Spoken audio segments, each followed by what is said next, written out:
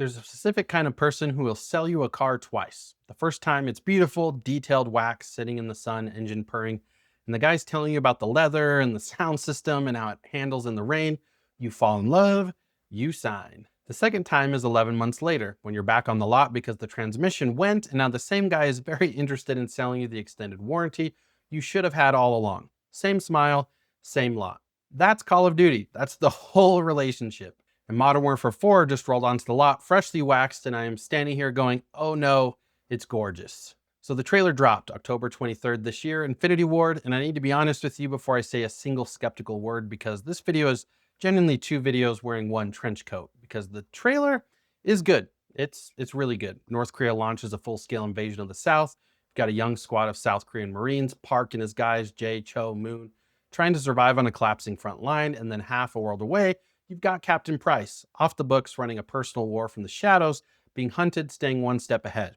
And the two threads are going to collide. Small squad fighting to live, ghost operator burning the whole thing down from the outside, and somewhere in the middle, the war spreads past anyone's ability to control it. That's a premise. That's an actual premise. They're taking you to trench warfare in Korea, close quarters in New York, a chase through Paris, night raids in Mumbai. This is the big war pitch, giant armies, the set piece variety that Infinity Ward has always been the best in the building at.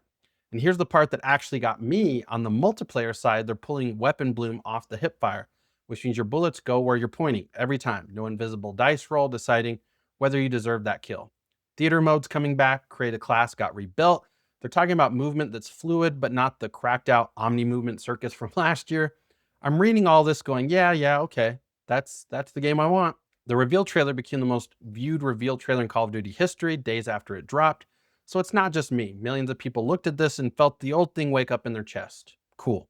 Now let me tell you why I've got my hands on my wallet like I'm in a bad neighborhood. Because I've met this company. We've met.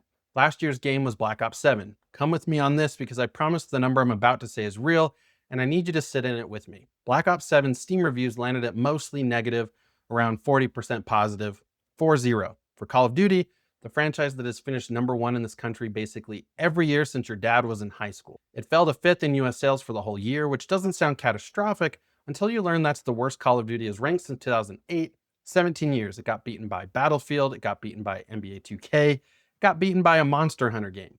The player reviews on Metacritic for that campaign were sitting at like a 1.7 out of 10. I want to be clear that scoring a 1.7 requires effort.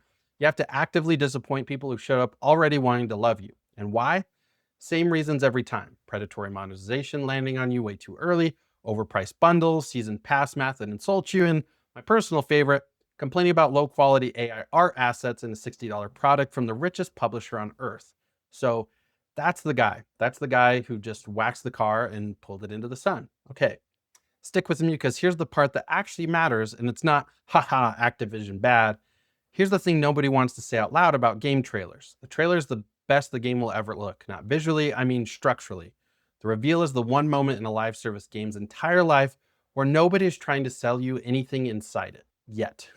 There's no store tab, there's no battle pass ticking down, there's no operator bundle for the price of a real steak dinner, there's no FOMO timer on a gun skin. The trailer is the game in its Eden before the snake shows up carrying a limited time offer. Every Call of Duty is two products stapled together. There's the game Infinity Ward is genuinely proud of, the campaign, the movement, the craft, the part real developers stayed late building, and then there's the machine that gets bolted onto it about 3 weeks after launch. The machine doesn't care about the trench warfare in Korea, the machine cares about your credit card being on file. And the tragedy, the actual tragedy, is that those developers are probably telling the truth right now. When the narrative director talks about consequence and escalation and an emotional breaking point, I believe he means it. I believe the people building the missions want them to be great. They're just not the ones who get to decide what the game becomes in month 3. The promise and the product get made by 2 different departments, and only one of them is in that trailer.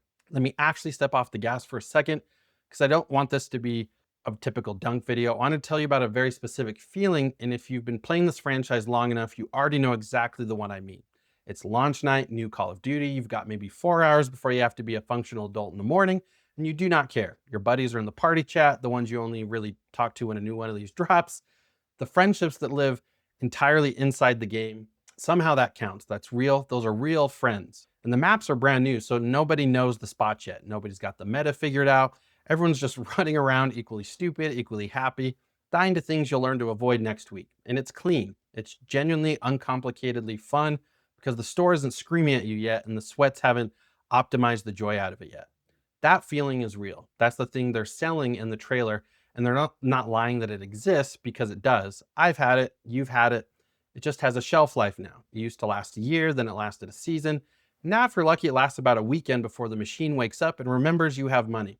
That's what I actually mourn, not the games, the window. The window keeps getting smaller. Okay, deep breath, bits back on, because I refuse to end a Call of Duty video being emotionally vulnerable.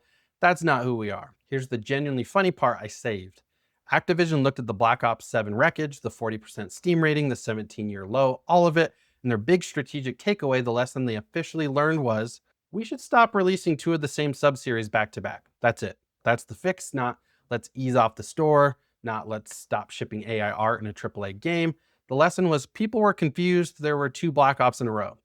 My brother in Christ, that was not the problem. And the other beautiful detail, this one's not on Game Pass day one. The last 2 years in 2025 was the worst year, so now they've quietly pulled the free buffet because they want you buying the $70 plate again, which tells you everything about who's actually steering. So here's where I land, and this is what I'd tell you if you asked me at a party. I'm going to watch the gameplay reveals. I'm going to watch them closely because the trailer is free to be perfect. A trailer costs them nothing to make beautiful. What I want to see is the store. I want to see what a gun skin costs on day one. I want to see whether the campaign respects me or funnels me. I want to see the whole car, not the part that's in the sun. I'll believe Infinity Ward made a great game. I already basically believe that. What I won't do is pre-order a relationship with a company that's shown me exactly who it is at checkout. If this one pulled you in while you're sitting in the gym parking lot working up the will to actually go inside, I appreciate you, go lift. But first, if you remember a real launch night, the good one, the 4 hours of sleep one, drop it in the comments. What game, what year, who was in the party chat? I want to read those. Hit like if you're excited and terrified in exactly equal amounts. Subscribe if you want me back here in October when we find out which movie this actually was. I'll see you in the next one. Cyler, out.